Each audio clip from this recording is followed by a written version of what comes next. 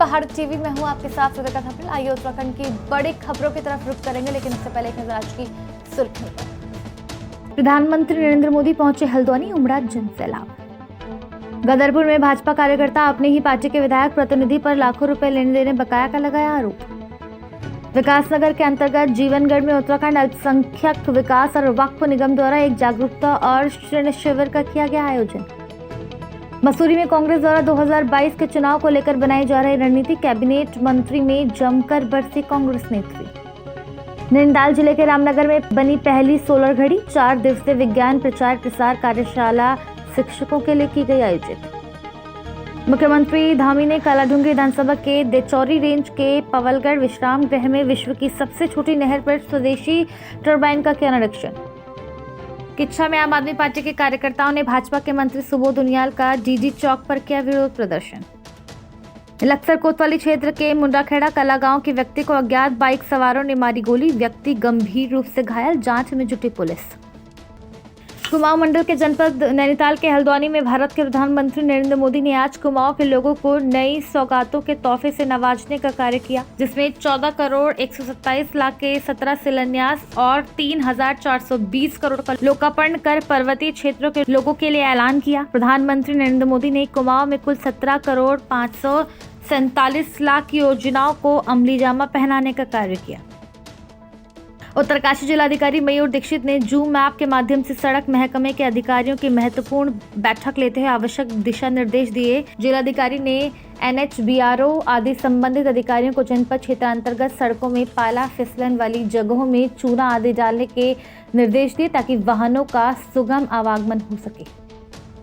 आखिरकार करीब 24 साल बाद नवीन चक्राता बनाए जाने की कवायद एक बार फिर शुरू हो जाने से क्षेत्र के विकास की डोर फिर से बनने लगी है, जिसके लिए समाजसेवी और भाजपा नेता रामशरण नौटियाल के प्रयास के चलते सूबे के मुख्यमंत्री पुष्कर सिंह धामी द्वारा चक्राता टाउनशिप का मास्टर प्लान तैयार करने के लिए टाउन प्लानिंग विभाग को 2 करोड़ दिए जाने की स्वीकृति दी है। दरअसल सन 1997 में तत्कालीन उत्तर प्रदेश सरकार के शासनकाल में जिला पंचायत अध्यक्ष रहे रामशरण नौटियाल द्वारा क्षेत्र के विकास और यहाँ के लोगों को पर्यटन व्यवसाय से जोड़ने के उद्देश्य को लेकर छावनी क्षेत्र चक्राता से करीब 5 किलोमीटर दूर पुरोड़ी में नवीन चक्राता बनाए जाने की आधारशिला रखी थी, लेकिन यहां छावनी क्षेत्र विदेशी पर्यटकों के लिए प्रतिबंधित होने के चलते और तमाम अड़चनों के चलते यह महत्वाकांक्षी योजना परवान नहीं चढ़ पाई। यहां तक कि उत्तराखंड बनने के 21 साल बाद कांग्रेस या भाजपा सरकार के शासनकाल में नवीन चक्राता बनाए जाने की कोई कवायद सही ढंग से नहीं हो पाई। हालांकि अब लंबे समय से क्षेत्र के विकास और क्षेत्रीय जनता के लिए काम करने वाले पूर्व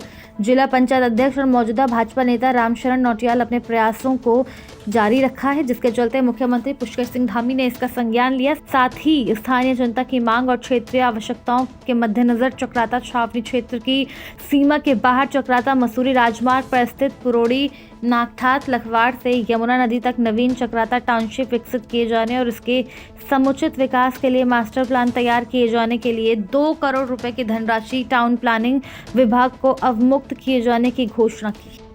रोड मैप है टाउनशिप का रोड मैप ये है कि पुरोड़ी से लेके चक्राता सीमा से बाहर, छावनी से बाहर, पुरोड़ी से लेके माकी पोखरी से चौरानी से विराट खाई से एक लेफ्ट साइड पे पहाड़ी पड़ती है पांचों डांडा, श्यामू डांडा, फिर विराट खाई से आगे नागठात से ढूंढी लानी से लोहन बैंड, फिर लक्ष्यार, फिर लखवाड़, फिर यमुना नदी, जहाँ डैम बन रहा है, जहाँ डैम की झील बन रही है, उससे जुड़ेगा टाउनशिप। तो सर क्या कुछ रहने वाला है इसमें आगे?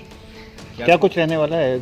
क्या कुछ इसमें सुधार होना है? क्या नवीन चक्राता को लेकर क्या नई टाउनशिप बनेगी जिसमें होटल्स, रेस्टोरेंट्स, कॉटेजेज, टूरिस्ट के दूसरे और आयाम स्थापित होंगे, दूसरे और चीज़ें बनेगी। और सबसे बड़ी बात है कि वहाँ जो पलायन हो रहा है, बच्चे पढ़े लिखे बच्चे 10-12 हज़ार बच्चे तो अब यहीं आपको विकासनगर देहरादून में मिलेंगे, जो अनएम्प्लॉयड है उनको स्वरोजगार मिलेगा, अपनी जगह पर अपने व्यवसाय पे अब खुद अपना काम करेंगे। सर, नवीन चक्राता टाउनशिप को लेकर के आपके जो है ना जिला पंचायत अध्यक्ष के काल में और उसके बाद फिर एक बार 2009 में खंडोड़ी जी के उसमें भी कुछ कार्य हुआ, लेकिन लगातार अभी तक इसकी अवहेलना की गई, जितने भी जनप्रतिनिधि है और सरकारें आई। तो सर आज आपने दोबारा एक आशा का किरण क्षेत्रवासियों के दिल में जगाई है, तो सर अब ये कब तक?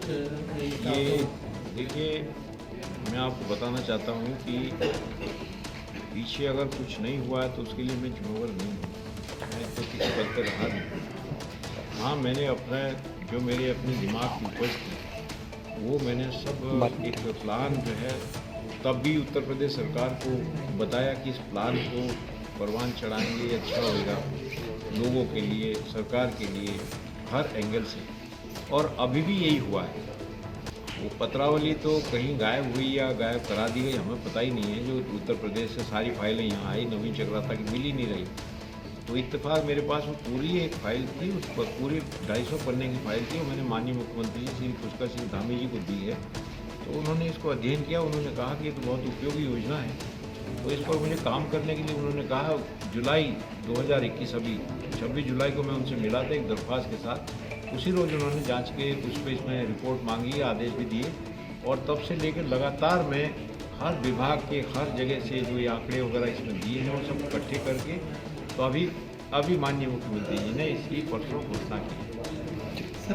विकासनगर के अंतर्गत जीवनगढ़ में कल उत्तराखंड अल्पसंख्यक विकास और वक्फ निगम द्वारा एक जागरूकता और ऋण शिविर का आयोजन किया गया, जिसमें क्षेत्रीय विधायक मुन्ना सिंह चौहान ने बतौर मुख्य अतिथि शिरकत की। इस दौरान अल्पसंख्यक विभाग, जिला उद्योग केंद्र और क्षेत्रीय बैंकों के द्वारा स्टार लगाकर विभाग द्वारा संचालित विभिन्न योजनाओं की जानकारी देने के साथ ही ऋण उपलब्ध कराए जाने की जानकारी भी दी गई। इस दौरान ग्रामीणों को जानकारी देते हुए विभागीय अधिकारियों ने बताया कि सरकार द्वारा हर वर्ग के विकास के लिए विभिन्न सरकारी योजनाएं संचालित की जा रही हैं। साथ ही बेरोजगारों को रोजगार दिए जाने और उन्हें उद्योग स्थापित करने के लिए ऋण उपलब्ध कराए जा रहे हैं। साथ ही अल्पसंख्यक समुदाय के छात्र छात्राओं को छात्रवृत्ति के साथ ही उच्च शिक्षा के लिए ब्याज मुक्त ऋण भी दिया जा रहा है। क्या कुछ उद्देश्य है इसका?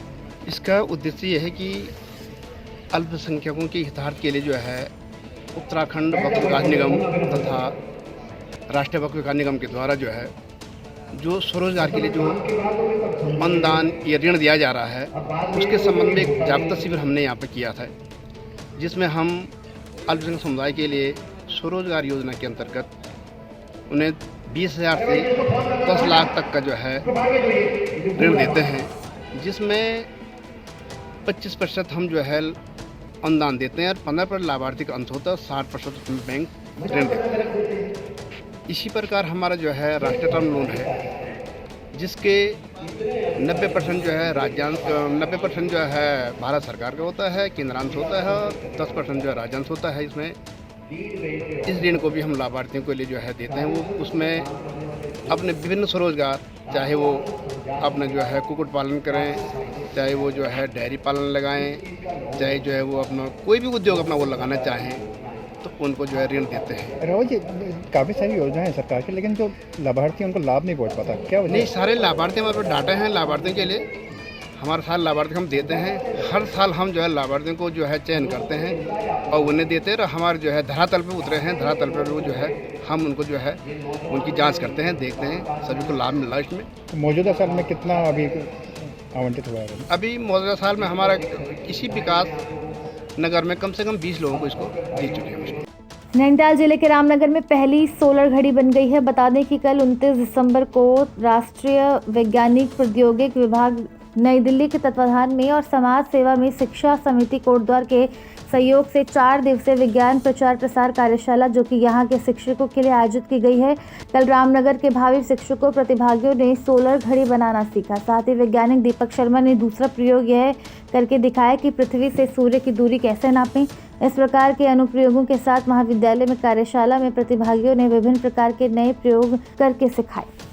मैं दीपक शर्मा हूँ, NS कॉलेज में मैं पढ़ाता हूँ, विज्ञान का शिक्षक हूँ और दुनिया का पहला व्यक्ति हूँ जिसने पृथ्वी से सूरज की दूरी नापी 8 जून 2004 को, और एशिया का पहला टीचर हूँ जिसे यूरोपियन साइंस मीट में इनवाइट किया गया था 2011 में, और वर्ल्ड का पहला रियलिटी शो हम लोगों ने विज्ञान घर के रूप में बनाया था, जिसमें जिम्मेदारी मेरे पास में विज्ञान गुरु की थी।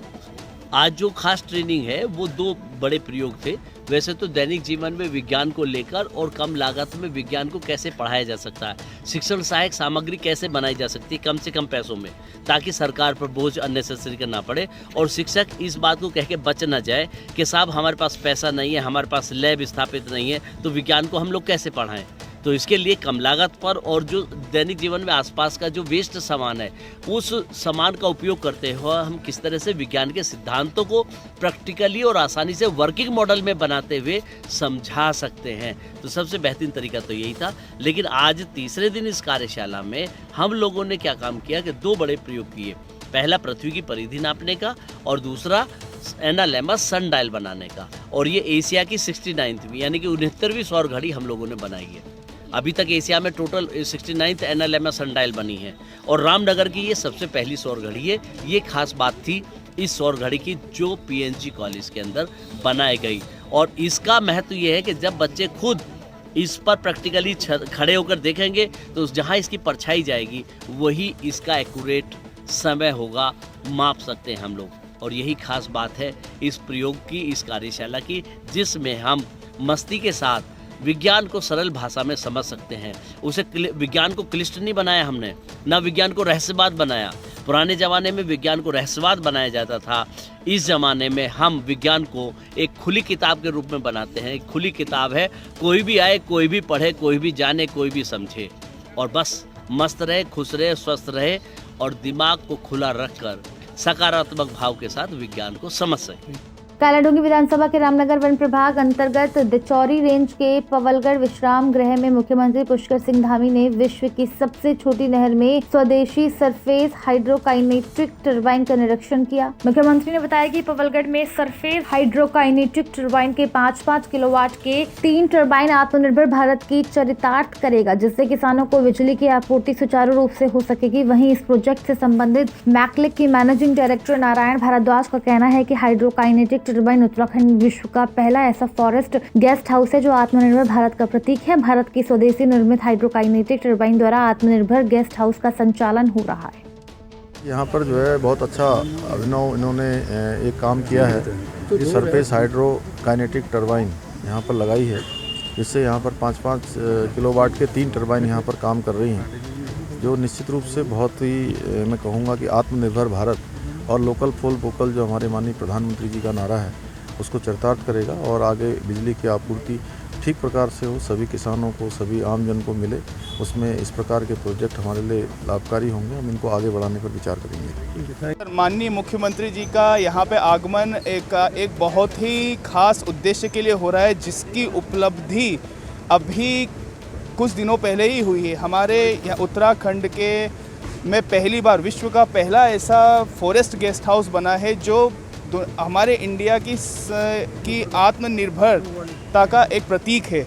और इसमें हमारे इंडिया की स्वदेशी निर्मित हाइड्रोकाइनेटिक टरबाइन के द्वारा आत्मनिर्भर गेस्ट हाउस का आज सफलतापूर्वक संचालन हो रहा है। इसी को देखने के लिए आज माननीय मुख्यमंत्री जी का यहाँ पे आगमन हो रहा है और हो सकता है कि माननीय प्रधानमंत्री जी का भी आशीर्वाद इस तकनीक को मिले। आपका शुभ नाम? सर, मेरा नाम नारायण भारद्वाज है। ये मेरे भाई हैं बलराम भारद्वाज। किच्छा में आम आदमी पार्टी के कार्यकर्ताओं ने कुलवंत सिंह के नेतृत्व में एक विरोध प्रदर्शन डीडी चौक पर किया। कुलवंत सिंह ने कहा कि भाजपा के मंत्री सुबोध उनियाल ने जिस तरीके से उत्तराखंड की जनता का अपमान किया है, यह आम आदमी पार्टी कतई बर्दाश्त नहीं करेगी। आम आदमी पार्टी के संयोजक अरविंद केजरीवाल ने उत्तराखंड वासियों के लिए आम आदमी पार्टी की सरकार बनाने पर शिक्षा, स्वास्थ्य, बिजली, पानी पर जो गारंटी दी है, सुबोध उनियाल कहते हैं कि केजरीवाल उत्तराखंड की जनता को हरामखोर बना देंगे।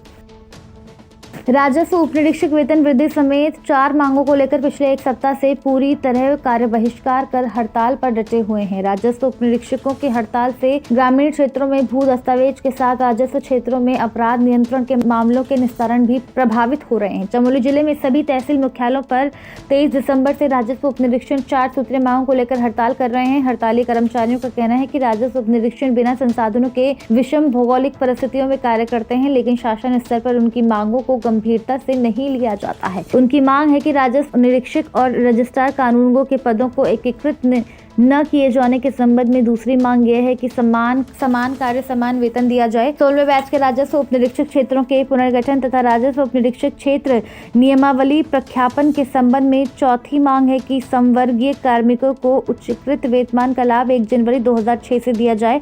उन्होंने कहा कि यदि इस कलमबंद हड़ताल के बाद भी सरकार उनकी मांग पूरी नहीं करती तो वो इससे भी उग्र आंदोलन करने को मजबूर होंगे।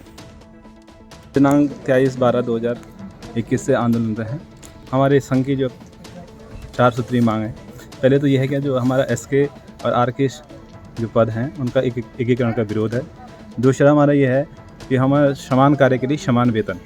हम लोग पुलिस काम करते हैं, कठिन परिस्थिति में बिहार क्षेत्र है, लेकिन सरकार द्वारा हमको अभी तक इतने सालों से इस हम संसाधन की मांग कर रहे हैं, परंतु अभी तक सरकार ने हमारी नहीं सुनी है।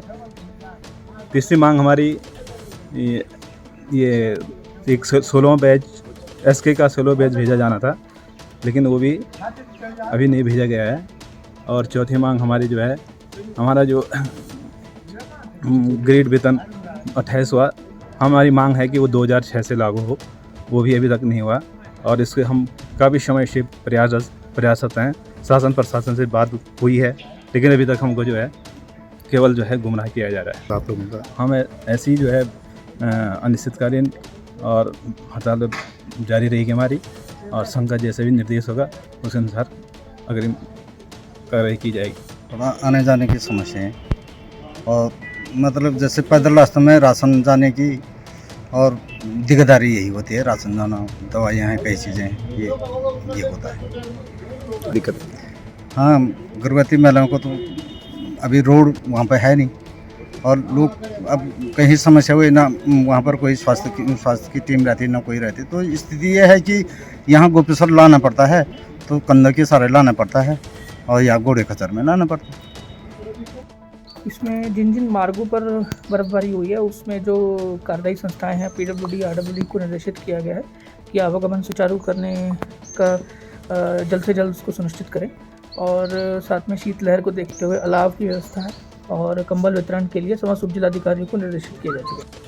28 दिसंबर को चमोली जिले में हल्की बारिश के साथ ऊंचाई वाले क्षेत्रों में जमकर बर्फबारी हुई, जिससे ग्रामीण क्षेत्रों में कई चुनौतियां भी ग्रामीणों के सामने आने लगी हैं। वहीं पर्यटक स्थल औली में सैकड़ों की संख्या में पर्यटक पहुंच रहे हैं और बर्फबारी का लुत्फ उठा रहे हैं। आपको बता दें कि चमोली जिले के जोशीमठ, देवाल, गैरसैंण और घाट ब्लॉक के दर्जनों गाँव में जमकर बर्फबारी हुई। ईरानी झींझी निवासी महेंद्र सिंह नेगी का कहना है कि गाँव में बर्फबारी के चलते कई तरह की चुनौतियां सामने आती हैं। ग्रामीण क्षेत्रों में बर्फबारी के बाद गर्भवती महिलाएं, बीमार और बुजुर्गों को सर्वाधिक समस्याओं का सामना करना पड़ता है। वहीं बर्फबारी से तापमान में भारी गिरावट भी आई है।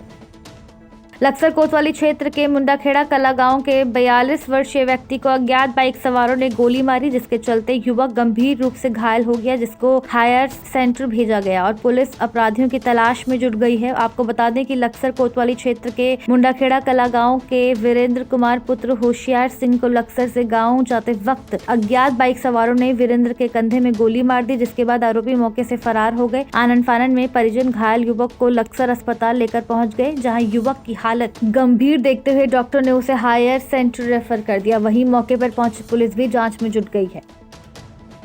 सल्ट विधानसभा सियालदे के लोगों की वर्षों पुरानी आधार कार्ड बनाने और संशोधन की मांग पूरी हो गई। विधायक महेश जीना ने तहसील में इसके लिए लगी मशीन का शुभारंभ किया। विधायक ने इस मौके पर लाभार्थियों को आर्थिक सहायता के चेक भी वितरित किए। यहां जिला पंचायत सदस्य प्रवीण कुमार, क्षेत्र पंचायत सदस्य सूरज मेहरा, भूपेंद्र नेगी, हृदय मेहरा, पूरनगिरी, देवानगिरी, दर्शन जोशी, दीप जोशी, कुंदन लाल, करण मनराल, चंदन मनराल, पूरन सिंह रजवार आदि मौजूद रहे। आज हमारे सालदे मंडल में हमारे आधार कार्ड सेंटर का शुभारंभ किया। पिछले 8-10 दिन पहले हमने हमारे मोलेखाल तहसील में इसका शुभारंभ किया था, क्योंकि पहले हमारे क्षेत्र में कोई आधार कार्ड का वो नहीं था। हमें या तो भिक्यासैन जाना पड़ता था पोस्ट ऑफिस में, या रामनगर वगैरह छोटी से छोटी करेक्शन के लिए भी हमें यहाँ जाना पड़ता। नए कार्डों का तो मतलब आधार कार्ड बन ही नहीं पा रहे। अभी हमारे सरकार के द्वारा 2 आधार कार्ड सेंटर मेरे सल्ट विधानसभा में खोले गए, जिसमें से एक का उद्घाटन मैंने 10 दिन पहले कर दिया था और दूसरे का आज कर दिया है। और अब हमारे आधार कार्ड हमारे ही सल्ट विधानसभा में बनेंगे। लोगों को इसके लिए ढेर सारी शुभकामनाएं।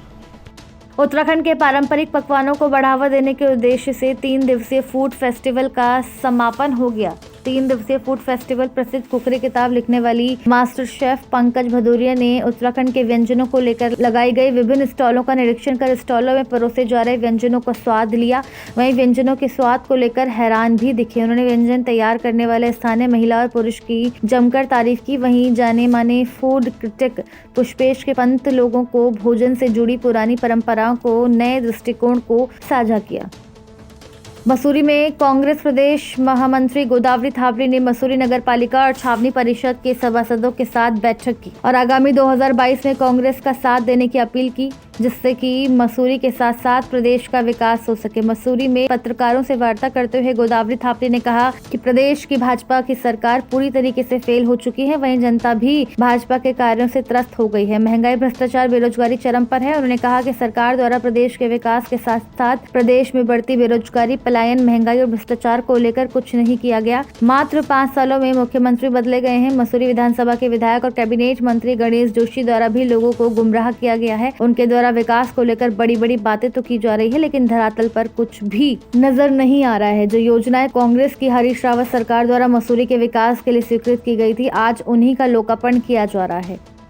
यहाँ पर जो मसूरी के नगर पालिका और छावनी परिषद के सभी मान्य सभासदों को यहाँ पर सहयोग हेतु बुलाया गया था, तो सभी ने हमें समर्थन देने का आश्वासन दिया कि जो आगामी चुनाव आ रहा है 2022 में विधानसभा का, उसमें हम सहयोग करें।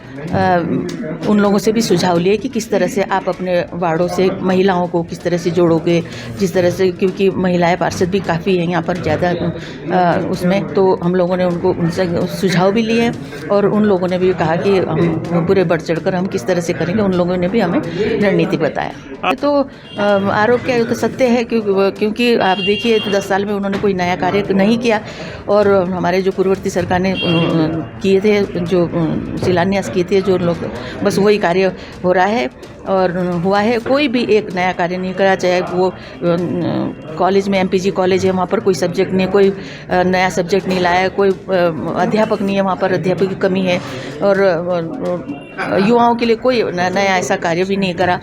और जो सेंट मेरी हॉस्पिटल है, उसमें भी प्राथमिक सुविधाएं कुछ नहीं है, जीर्ण शीर्ण अवस्था में है, बोल के उसको भी बंद करा दिया गया है, जबकि वहाँ पर मोदी जी द्वारा वो जन से वो औषधि केंद्र चल रहा है। तो इस तरह से दोहरी नीति ये सब जान चुके हैं जनता और सभी ने मन बना भ्रष्टाचार किया। क्योंकि आप देखिए जो पार्किंग का है, जो पार्किंग का आप देखिए, तो पार्किंग में जो 32 करोड़ जो हमारी सरकार ने किया था, उसमें भी उन लोगों ने उसको दोगुना बढ़वा दिया और उस पर वो इतना भ्रष्टाचार है कि उसकी गुणवत्ता इतनी कमजोर थी कि वो ध्वस्त भी हो गया। और विधायक निधि आनंद फानन में अब बंदर बाट चल रहा है, वो विधायक निधि सब अपने चहेतों को दे रहे और बिना टेंडर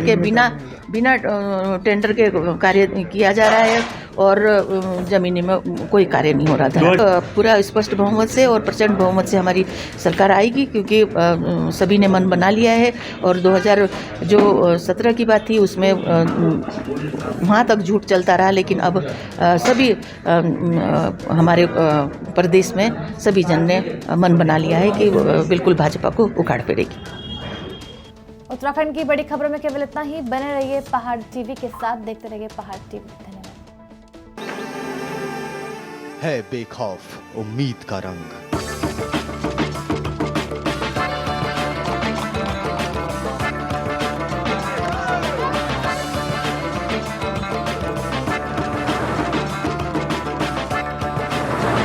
है आस्था भी।